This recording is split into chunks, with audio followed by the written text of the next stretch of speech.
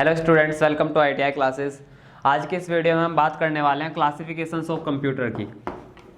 Classifications of computer की classifications of computers, Hindi में हम इसको कहते हैं कंप्यूटरों का वर्गीकरण। तो जैसा हमने सबसे पहले पार्ट में डिस्कस किया था कि आपके पास क्या होता है, एक कंप्यूटर होता है जिसकी मूल संरचना जो होती है वो लगभग सेम होती है। हर जगह कंप्यूटर में वही चीज़ें मिलेंगे आपको कि एक उसमें जो है हार्डवेयर के बेसिस पे अगर मैं बात करूं तो एक वो आपको डिस्प्ले दिखाई देती है, कुछ उसके अंदर जो कंपोनेंट्स होते हैं वही कि CPU होगा, एक है ना, कुछ रैम होगी, मेमोरी होगी और कुछ आउटपुट डिवाइसेस होंगी और कुछ इनपुट डिवाइसेस होंगी। बट हो क्या रहा था, हमने पहले पार्ट में क्या बोला था, ऐसे क्या डिस्कस किया था कि कंप्यूटर अगर आप बैंक में जाओगे तो एक अलग कार्य कर रहा था और आप जो रेलवे स्टेशन पे जा रहे थे वो अलग कार्य कर रहा था, और इस तरीके से आप होम और स्कूल्स में चले गए तो वो एक अलग कार्य कर रहा था।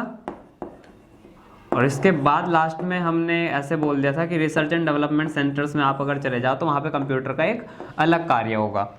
तो क्योंकि कंप्यूटर एक ही था, इसकी मूल संरचना भी एक जैसी थी, बट विभिन्न क्षेत्रों में जाने पे कंप्यूटर का अलग तरीके से इस्तेमाल किया गया। जब कंप्यूटर का विभिन्न क्षेत्रों में अलग तरीके से इस्तेमाल हुआ तो ज़रूरी हो गया कि कंप्यूटर्स का क्लासिफिकेशंस भी हो, कंप्यूटर को बांटा जाए, अलग अलग वर्गीकरण किया जाए इनका। तो सारी चीज़ों को ध्यान में रखते हुए अभी आपके सिलेबस के हिसाब से कंप्यूटर का वर्गीकरण हुआ तीन चीज़ों के आधार पे।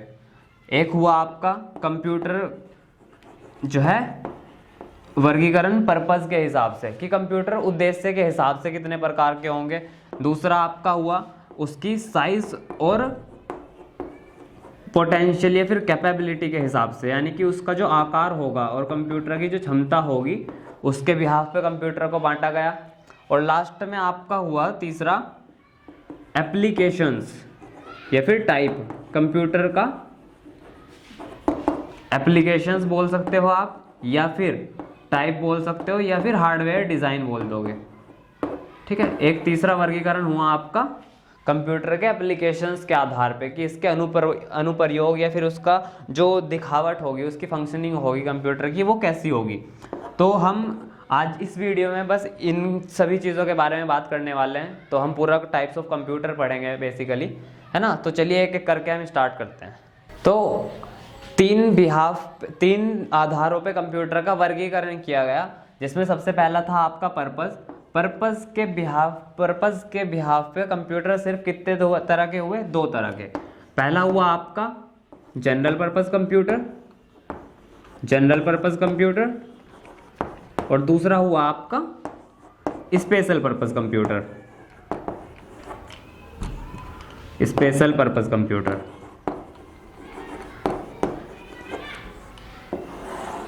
दो तरह के कंप्यूटर हुए आपके पर्पस यानी कि उद्देश्य के आधार पे। और अब इसके बाद आपके पास आया साइज एंड कैपेबिलिटी, यानी कि जो उसका आकार और उसकी जो क्षमता होगी कंप्यूटर उसके बिहाफ पे आपके कोर्स में जो है वो कंप्यूटर के 4 प्रकार दिए गए हैं। सबसे पहला आपका हुआ माइक्रो कंप्यूटर, दूसरा आपका हो गया मिनी कंप्यूटर, तीसरा आपका हो जाएगा मेन फ्रेम कंप्यूटर,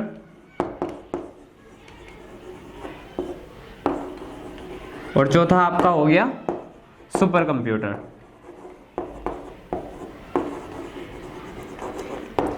फिर आखिरी में आपका आया एप्लीकेशंस के आधार पे आपके कंप्यूटर हुए 3 प्रकार के। पहला हुआ आपका एनालॉग कंप्यूटर, दूसरा हुआ आपका डिजिटल कंप्यूटर और तीसरा हुआ आपका हाइब्रिड कंप्यूटर। ठीक है, एक बार हम फिर से देख लेते हैं सारी चीजें कि जब कंप्यूटरों का वर्गीकरण किया गया तो उनका जो वर्गीकरण हुआ कंप्यूटर का हुआ आपका 3 आधार पे कि उसकी जो एप्लीकेशंस होंगी उसके आधार पे कितने तरह के कंप्यूटर होंगे, जो उसकी प्रकार और जो उसकी क्षमता होगी, उसका जो साइज यानी कि उसका आकार और जो क्षमता होगी उसके हिसाब से कंप्यूटर कितने होंगे। आपके सिलेबस में 4 दिए गए हैं, वैसे ज़्यादा होते हैं। और उसके बाद जो उद्देश्य होगा कंप्यूटर का, उसके हिसाब से कंप्यूटर कितने तरह के होंगे, वो होंगे आपके 2। तो ये आप छोटा सा ग्राफ अगर चाहो तो नोट कर सकते हो। तो अगर आप चाहो तो ये छोटा सा आप ना पूरा का पूरा नोट कर सकते हो कि कंप्यूटर का क्लासिफिकेशन जो है किस तरीके से होता है। ऐसे यहाँ पे हेडिंग डाल लेना, क्लासिफिकेशंस ऑफ कंप्यूटर, पर्पस के हिसाब से ये, साइज एंड कैपेबिलिटी के हिसाब से ये, और एप्लीकेशंस के हिसाब से ये। तो अब क्या करेंगे हम, एप्लीकेशंस के हिसाब से जो कंप्यूटर का वर्गीकरण हुआ उसका हम डिटेल में पढ़ते हैं कि एनालॉग कंप्यूटर क्या होता है, डिजिटल कंप्यूटर क्या होता है और हाइब्रिड कंप्यूटर क्या होता है। ऐसे ही फिर हम साइज एंड कैपेबिलिटी के हिसाब से पढ़ेंगे और पर्पस के हिसाब से पढ़ेंगे। तो एक एक करके हम उठाते हैं सबसे पहले एप्लीकेशंस से। तो बात करते हैं एप्लीकेशंस या फिर टाइप या फिर हार्डवेयर डिज़ाइन के बिहाफ पे जो आपके तीन तरह के कंप्यूटर होते हैं, उन्हें हम किस तरीके से पहचान सकते हैं और किस तरीके से उन्हें डिफाइन किया जाता है। तो यहाँ पे मैंने छोड़ दिया पार्ट लिखा हुआ क्योंकि हम यहीं से इसे समझ लेंगे।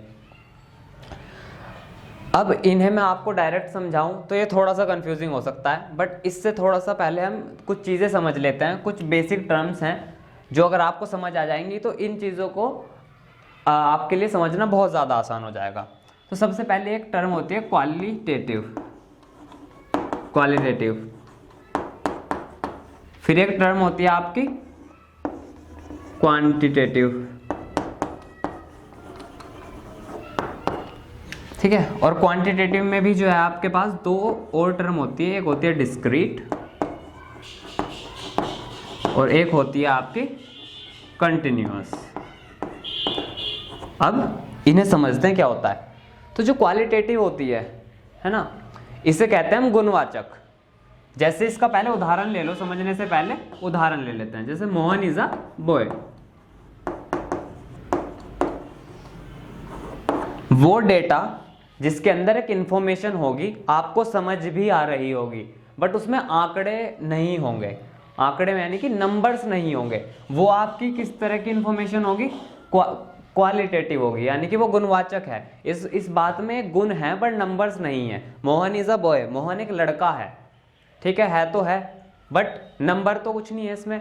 इस तरह की जो आपकी बातें होंगी, इस तरह की जो सूचना होगी, वो आपकी क्या होगी, क्वालिटेटिव इंफॉर्मेशन होगी, ठीक है। इसके बाद आते हैं क्वांटिटेटिव।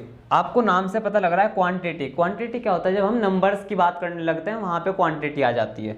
तो जहां पे नंबर्स यानी कि आंकड़ों में और डिजिट्स में बात होने लगेगी, वहां पे क्या हो जाएगी, आपकी जो इन्फॉर्मेशन होगी वो कैसी होगी, क्वांटिटेटिव इन्फॉर्मेशन होगी कि 5 किलो शक्कर, है ना। या फिर मैं इस तरीके को, जैसे मोहन एक लड़का है, ये आपका क्या हो गया, एक क्वालिटेटिव इंफॉर्मेशन हो गई। बट अगर मैं ये कहूँ कि मोहन, ये फिर इसे मतलब ये बहुत लंबा सा एग्जाम्पल आ रहा था अभी दिमाग में, तो उसे छोड़ देते हैं। छोटा इन्फॉर्मेशन ले लेते हैं कि क्लास 10th में 26 स्टूडेंट्स हैं।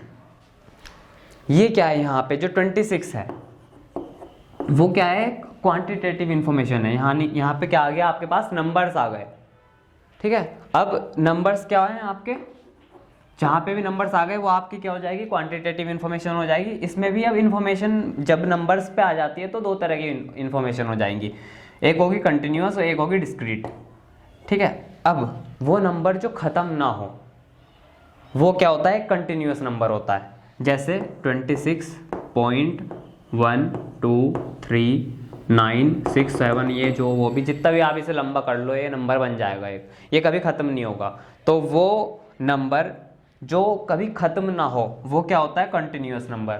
एक होता है डिस्क्रीट। डिस्क्रीट मतलब आपने नंबर को तोड़ दिया, वो एक फिक्स नंबर है, वो गिना जा सकता है। जैसे 26 यहाँ पे है तो ये क्या है, आपका डिस्क्रीट नंबर है। फिर उसके बाद क्या आएगा, आपका 27 आएगा।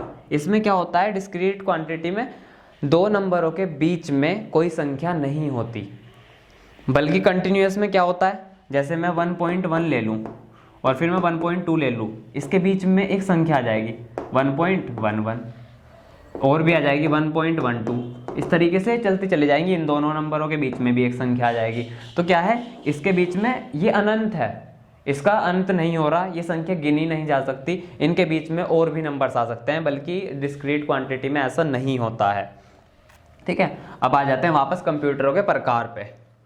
तो जैसे एक क्लास में 26 बच्चे हो सकते हैं, ये क्या है, डिस्क्रीट क्वांटिटी वाली इंफॉर्मेशन है, क्योंकि एक क्लास में 26.5 बच्चे तो नहीं हो सकते।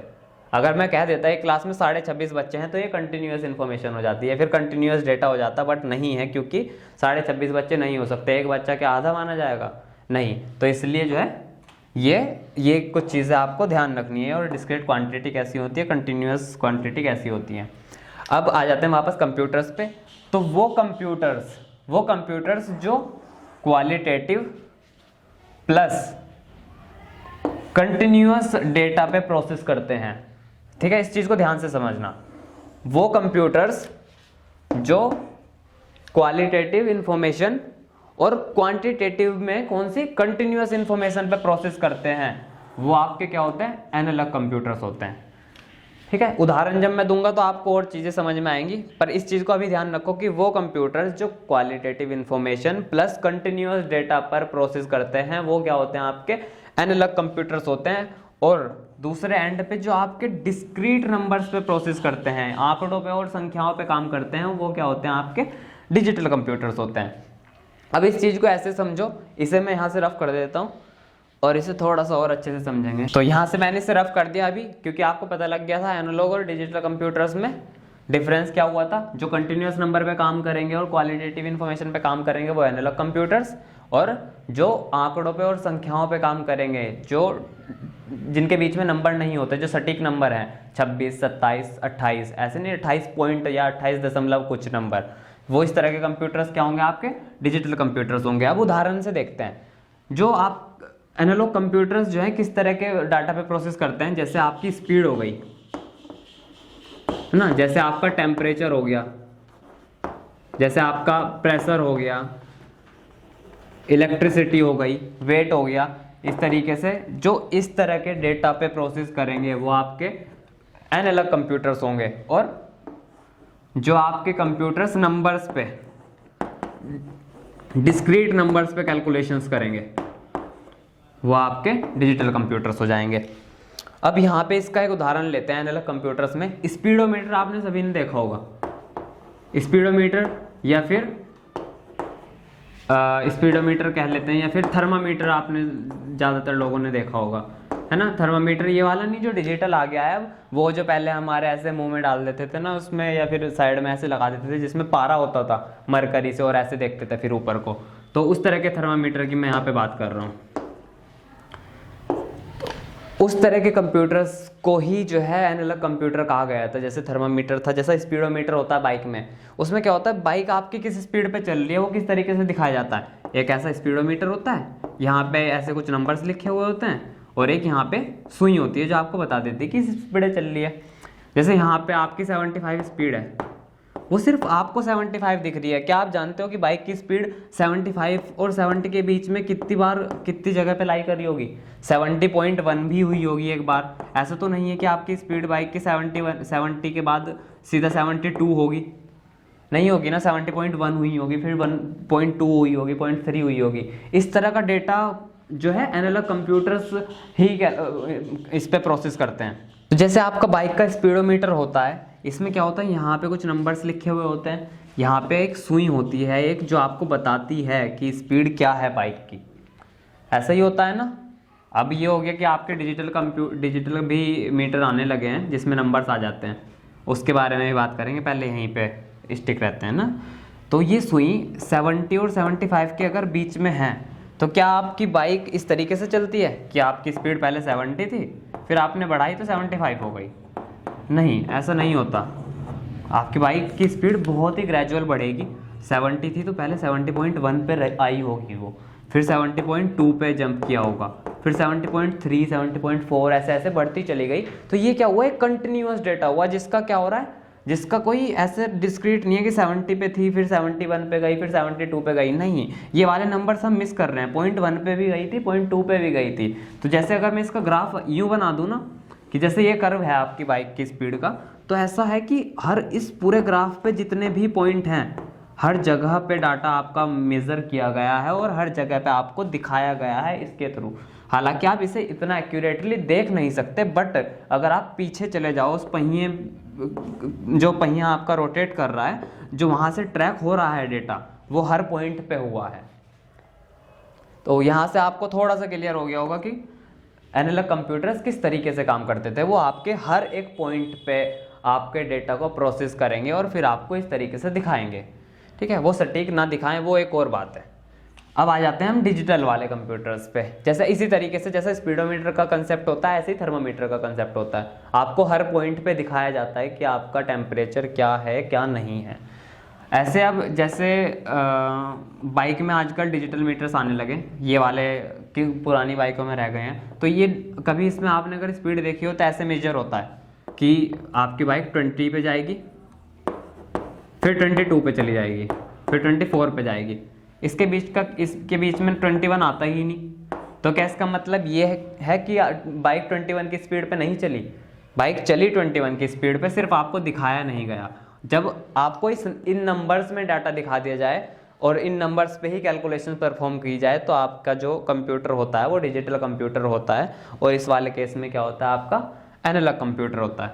तो ऐसा इतना डिटेल किसी ने एक्सप्लेन किया भी नहीं है, आपके सिलेबस में भी नहीं है, बट मैं उम्मीद कर रहा हूँ कि आपको समझ आ गया होगा। इन केस नहीं आया हो तो मुझे ज़रूर बता देना, मैं फिर से कोशिश करूँगा, क्योंकि इन दो टॉपिक्स में लोगों को बड़ी कन्फ्यूज़न रहती है। जब मैंने पढ़ाई की थी तो मेरे भी बड़े सारे सवाल थे कि फिर फ़र्क क्या है, ये भी डेटा पे कर रहा है, ये भी डेटा पे कर रहा है, बट फ़र्क है। अगर आप फील कर पाए तो एग्जाम्पल में आप फ़र्क फील कर सकते हो, ठीक है। इसके बाद आपके आता है हाइब्रिड कंप्यूटर्स। जब एनालॉग कंप्यूटर और डिजिटल कंप्यूटर को जोड़ दिया गया एक जगह पे तो आपके हाइब्रिड कंप्यूटर्स बने, ठीक है। अभी से मैं समझाऊं ये तो बहुत लंबी वीडियो हो जाएगी, तो इसका सीधा एग्जाम्पल ले लेते हैं। सीधा कभी हॉस्पिटल्स में गए हो आप, तो हॉस्पिटल्स में जो आईसीयू वाला रूम होता है ना, वहाँ पे एक कंप्यूटर लगा हुआ होता है, ठीक है, जिसमें जो पल्स रेट होता है कि आपका दिल कितनी बार धड़क रहा है वो तो नंबर्स में दिखाई देगा। उस कंप्यूटर में आपका दिल कितनी बार धड़क रहा है वो कंप्यूटर में नंबर पे दिखाई देगा, और दिल आपका धड़क रहा है या नहीं वो आपका इस तरह के ग्राफ पे आता है, ठीक है। ये चीज़ की धड़क रहा है या नहीं ये तो आपका ग्राफ पे दिखाई दे रहा है, कितनी बार धड़क रहा है वो आपका नंबर्स पे दिखाई दे रहा है। तो जहां पे नंबर्स भी आ जाएं और कंटिन्यूअस डेटा भी आ जाए एक ही कंप्यूटर के अंदर, यानी कि जोड़ दिया गया किसको, एनालॉग कंप्यूटर को जोड़ दिया गया और डिजिटल कंप्यूटर को जोड़ दिया गया, और जो कंप्यूटर बना वो हमारा हाइब्रिड कंप्यूटर था। ये तो था आपका एप्लीकेशंस के बिहाफ पे कंप्यूटर कितने प्रकार के हुए। इसके बाद जो बाकी वाले थे वो आसान है, इसलिए मैंने सबसे पहले इसे ले लिया, क्योंकि ये थोड़ा सा टिपिकल हो जाता है कभी कभी समझना, ठीक है। अब चलते हैं आगे। इसके बाद दूसरा आपका था पर्पस के बिहाफ पे कितने तरह के आपके कंप्यूटर हुए थे। पर्पस के आधार पे आपके कितने कंप्यूटर हुए, एक जनरल पर्पस कंप्यूटर्स, यानी कि सामान्य उद्देश्य के लिए जो कंप्यूटर्स बनाए जाते हैं, और एक होते हैं आपके स्पेशल पर्पस कंप्यूटर्स।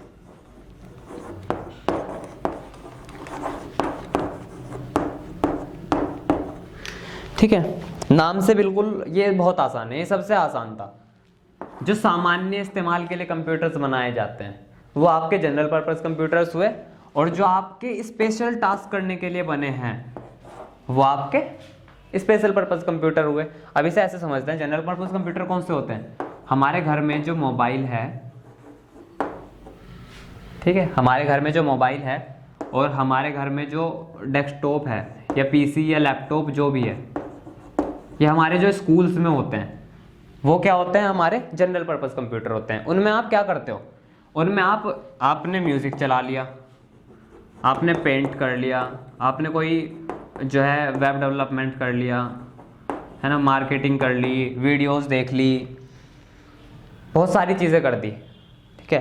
म्यूज़िक चलाया, पेंट चला लिया, यूट्यूब सर्फ कर लिया, इंटरनेट चला लिया, और कुछ डिज़ाइन कर दिया, आर्ट्स कर ली, पेंट चला दिया, माइक्रोसॉफ्ट वर्ड डॉक्यूमेंट यूज़ कर लिया। तो जितने भी हम जनरली वेब एप्लीकेशंस या फिर नॉर्मली डेस्कटॉप एप्लीकेशंस यूज़ कर लेते हैं एक कंप्यूटर के अंदर, वो सारे के सारे क्या होते हैं, जनरल पर्पस कंप्यूटर होते हैं, यानी कि सामान्य उद्देश्य के लिए उन्हें बनाया गया है, और वो क्या कर सकते हैं, अलग अलग तरीके के कार्य करने में सक्षम होते हैं। इसके बाद आपके आते हैं दूसरे स्पेशल पर्पस कंप्यूटर। तो स्पेशल पर्पस कंप्यूटर कौन से होते हैं आपके, जिन्हें सिर्फ एक प्री डिफाइंड कार्य करने के लिए बनाया गया है। प्री डिफाइंड का मतलब वो सिर्फ एक स्पेशल टास्क परफॉर्म कर सकते हैं। जैसे बैंक में जो कंप्यूटर्स होते हैं, आप उनमें यूट्यूब नहीं चला सकते, आप उनमें गाने नहीं चला सकते, क्योंकि उन्हें स्पेशली डिज़ाइन किया गया है सिर्फ किस लिए कि इनमें फिनेकल चलेगा। ये फिनेकल्स के जैसा दूसरा कोई एप्लीकेशन मैं बता देता हूँ। ये क्या होता है, ये बैंकों का एक अपना एप्लीकेशन है जिसके थ्रू आप क्या करते हैं, या फिर वो लोग क्या करते हैं, हम तो नहीं करते, क्योंकि वो क्या करते हैं सारे अकाउंट्स मैनेज करते हैं कि इस अकाउंट में कब क्या लेन देन हुआ, कितने पैसे इनमें बकाया है। इस तरीके से क्या हुआ, इसका एक उद्देश्य हुआ बैंक में जो कंप्यूटर रखा हुआ है कि लेन देन, ग्राहकों के जो उनके कस्टमर्स हैं उनका पूरा रिकॉर्ड रखने का काम क्या होता है, इन कंप्यूटर का होता है। ठीक है, इसके बाद आप रेलवे स्टेशन पे चले जाओ, क्या हुआ, रेलवे स्टेशन में भी स्पेशल पर्पस कंप्यूटर मिलेंगे। जो बाहर काउंटर पे हम लोग देखते हैं उसका सिर्फ एक ही काम होता है कि वो टिकट प्रिंट करेगा बस। ठीक है, वो 2 स्टेशन, आप उसमें कुछ नहीं होता। ये होता है कि यात्री कहाँ से जा रहा है वो पहले से सेट है, क्योंकि अगर एक स्टेशन पे रखा हुआ है तो वहीं से जाएगा, वो सेट होता है। बस कहाँ जा रहा है और कौन से ट्रेन से जा रहा है ये सिलेक्ट करो, प्रिंट हो गया काम। ठीक है, ऐसे ही जो भूकंप नापने के लिए बनाए जाते हैं और जो वेदर फोरकास्टिंग की मौसम कैसा रहेगा कैसा नहीं रहेगा, ये सारे के सारे क्या होते हैं आपके स्पेशल पर्पस कंप्यूटर होते हैं। इनसे क्या होता है, आप एक ही तरह का कार्य ले सकते हो, आप इससे मल्टीपल कार्य नहीं कर सकते। तो इस तरह के सारे कंप्यूटर्स आपके क्या होते हैं, स्पेशल पर्पस कंप्यूटर होते हैं। ठीक है, अब चलते हैं आगे। हमारे पास लास्ट में साइज और उसकी जो कैपेबिलिटीज होती हैं उसके हिसाब से जो 4 तरह के कंप्यूटर थे उनके बारे में बात करते हैं। अंत में आप क्या आते हैं, साइज और कैपेबिलिटी के हिसाब से आपके जो 4 तरह के कंप्यूटर होते हैं वो, सबसे पहले आपका माइक्रो कंप्यूटर, फिर आपका मिनी कंप्यूटर, फिर आपका मेन फ्रेम कंप्यूटर और लास्ट में आपके आते हैं सुपर कंप्यूटर्स। तो एक तो जिस तरीके से मैंने इन्हें लिखा हुआ है इस तरीके से इसके साइज को समझ लो। जो सबसे नीचे है वो होता है सबसे बड़ा कंप्यूटर। ठीक है, जो सुपर कंप्यूटर होगा वो आकार में सबसे बड़ा होगा। फिर इसके बाद जो आपका मेन फ्रेम कंप्यूटर होगा वो आकार में सुपर कंप्यूटर से छोटा होगा। इसके बाद जो मेन फ्रेम कंप्यूटर होगा वो आकार में इससे बड़ा होगा और ये वाला जो कंप्यूटर होगा वो इससे बड़ा होगा। तो ये क्रम वाइज लिखे गए हैं।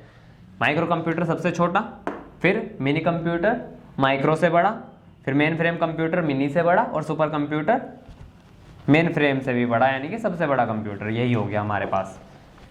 ठीक है, तो माइक्रो कंप्यूटर कौन से होते हैं, जो घरों में हम कंप्यूटर इस्तेमाल करते हैं, जो आपका लैपटॉप है और आपका जो डेस्कटॉप है, जिसे आप डेस्कटॉप को जो है टेबल पे रख लो। एक कंप्यूटर जिसका साइज, क्योंकि हम साइज के हिसाब से ही बात कर रहे हैं तो हम साइज की ही बात करेंगे यहाँ पे।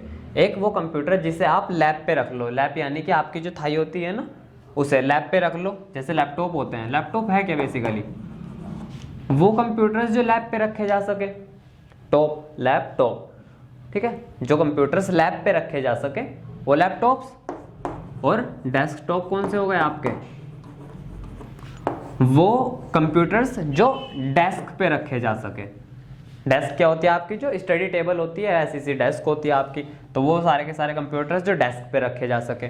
फिर इससे भी छोटे कंप्यूटर्स होते हैं, वो इस कैटेगरी में नहीं आते, आपके सिलेबस में नहीं है, बट मैं फिर भी बता रहा हूँ। फिर आते हैं आपके पाल्म टॉप्स। पाल्म क्या होती है आपकी, हथेली। ये रहा पाल्म टॉप्स। पाल्म टॉप्स में आपके आते हैं मोबाइल डिवाइसेस और टैबलेट जो होती हैं। ठीक है, जो पाल्म पे रखी जा सके कंप्यूटर्स, वो पाल्म टॉप्स। ठीक है, तो आपको समझ आया साइज के हिसाब से वो कंप्यूटर जो लैपटॉप डेस्कटॉप पे रखे जा सके, है ना, और सॉरी लैप और डेस्क पे रखे जा सके, जैसे कि लैपटॉप और डेस्कटॉप, वो होते हैं आपके माइक्रो कंप्यूटर्स। इनका क्या होता है, बहुत ही सामान्य सा उद्देश्य के लिए हम इन्हें इस्तेमाल करते हैं। बहुत ज़्यादा हाई फाई काम नहीं लिया जाता इनसे, सामान्य कार्य करने के लिए ही इन कंप्यूटर को डिज़ाइन किया गया है और ये वही करते हैं। इसके बाद आपके आते हैं मिनी कंप्यूटर्स। इन कंप्यूटर्स से थोड़े से बड़े कंप्यूटर, थोड़े से हो सकते हैं या फिर थोड़े से ज़्यादा बड़े हो सकते हैं। जो स्कूल होती हैं आपकी, सॉरी स्कूल और लाइब्रेरीज होती हैं, लाइब्रेरीज तो नहीं हो सकती, बट जो बड़े कंपनीज होती हैं थोड़ी सी बड़ी, जो बहुत ज़्यादा बड़ी नहीं होती, जहाँ पे 25-30 कंप्यूटर आप इस्तेमाल कर लो, जिनमें आप मल्टीपल प्रोग्राम्स इस्तेमाल कर सको, वहाँ पे जो कंप्यूटर्स होते हैं वो आपके क्या होते हैं, मिनी कंप्यूटर्स होते हैं। जैसे आपकी जो स्कूल में कंप्यूटर लैब होगी, वहाँ पे क्या होता है, एक बड़ा सा CPU रखा हुआ होता है ना, मतलब बड़ा सा कंप्यूटर रखा हुआ होता है। उस कंप्यूटर से आपके 20-25 कंप्यूटर जुड़े हुए होते हैं, जिसपे 1-1, 2-2 ग्रुप करके बच्चे बैठ जाते हैं और अलग अलग कार्य करते हैं। एक कंप्यूटर में अलग कार्य चल रहा होता है, दूसरे में अलग, तीसरे में अलग, बट सारे के सारे वो लोग, सारे कंप्यूटर जुड़ते किससे हैं? एक ही CPU से जुड़ते हैं। ठीक है, एक और चीज़ है इसमें जो CPU होता है वो बड़ा होता है, इसमें क्या होता है? माइक्रो प्रोसेसर होता है। इसमें आपका क्या होता है? माइक्रो प्रोसेसर होता है, इसमें एक बड़ा प्रोसेसर हो जाता है उससे। ठीक है, ये बहुत ही छोटा होता है, ये उससे बड़ा प्रोसेसर होता है। तो क्योंकि क्या हो रहा है? 25 कंप्यूटर को चलाने के काम आ रहा है। ठीक है, यहाँ से आपको पता लगा मिनी कंप्यूटर थोड़े से इससे बड़े होते हैं और स्कूल कंपनीज में इस्तेमाल किए जाते हैं। इसके बाद आते हैं आपके मेन फ्रेम कंप्यूटर। तो मेन फ्रेम कंप्यूटर साइज में तो मैं बता चुका हूँ आपको कि मिनी कंप्यूटर से बड़े होंगे। तो अगर आपने कभी ऑनलाइन एग्ज़ाम दिया हो, कभी भी ऑनलाइन एग्ज़ाम दिया होगा, तो वहाँ पे आपने देखा होगा कि एक रूम में एक बड़ा सा कंप्यूटर लगा हुआ होता है, जैसे अलमारी होती है ना वैसा सा दिखाई देता है, मतलब ऐसे डब्बों में रखा हुआ होता है वो अंदर, और उसके बाद AC लगे हुए होते हैं, क्योंकि वो इतना गर्म होते हैं, उन्हें ठंडा करने के लिए AC की ज़रूरत हो जाती है। ठीक है, इनमें क्या होता है? इनमें तो फैन चलता है, CPU फैन से काम चल जाता है, इनकी हीट बाहर निकल जाती है, बट इसे चलाने के लिए, क्योंकि इससे क्या होता है? 250-300 कंप्यूटर जुड़ जाते हैं, 250-300 कंप्यूटर जुड़ जाते हैं। बच्चे ऑनलाइन आते हैं एग्ज़ाम, इतने बच्चे तो देते ही देते हैं। तो ऑनलाइन एग्ज़ाम जब हम दे रहे होते हैं तो उस तरह के कंप्यूटर्स में जो है बहुत ही ज़्यादा ताकत की ज़रूरत होती है, और ये बहुत ही ज़्यादा हीट प्रोड्यूस करते हैं, तो इन्हें AC के थ्रू जो है ठंडा किया जाता है। इस तरह के जो कंप्यूटर होते हैं वो आपके मेन फ्रेम कंप्यूटर्स होते हैं। इसके बाद लास्ट में आपके आते हैं सुपर कंप्यूटर्स। जैसे नासा और इसरो है, नासा और इसरो जितने भी, मतलब ये क्या है? रिसर्च एंड डेवलपमेंट सेंटर्स हैं। यहाँ पे क्या करते हैं? बताते हैं कि बारिश कब होगी, है ना, बहुत ही ज़्यादा जो एडवांस चीज़ें होती हैं, कुछ बड़ा डिज़ाइन किया जा रहा है ना। आपने एक शिप को यहाँ से कहाँ भेज दिया? मार्स पे, मंगल ग्रह पे भेज दिया, या हमने स्पेस में किसी चीज़ को भेज दिया, वो वाली इन्फॉर्मेशन कंप्यूटर्स पे किस तरीके से मैनिपुलेट की जाएगी, उनका डेटा किस तरह रखा जाएगा, इतना तेज़ काम करना पड़ता है, सारी कैलकुलेशंस बहुत ज़्यादा तेज़ होती हैं। तो उस तरह के जो कंप्यूटर्स होते हैं जो बहुत ही और सबसे ज़्यादा शक्तिशाली हैं अभी तक, वो आपके सारे के सारे क्या होते हैं? सुपर कंप्यूटर्स होते हैं। ये बहुत ही जो बड़े रिसर्च एंड डेवलपमेंट सेंटर्स होते हैं, वेदर फोरकास्टिंग में, डिज़ाइनिंग में, गेम बनाने में, ऐसी बड़ी जो कंपनीज होती हैं बहुत ही, वो सुपर कंप्यूटर्स का इस्तेमाल करती हैं, क्योंकि ये बहुत ही ज़्यादा महंगे भी होते हैं।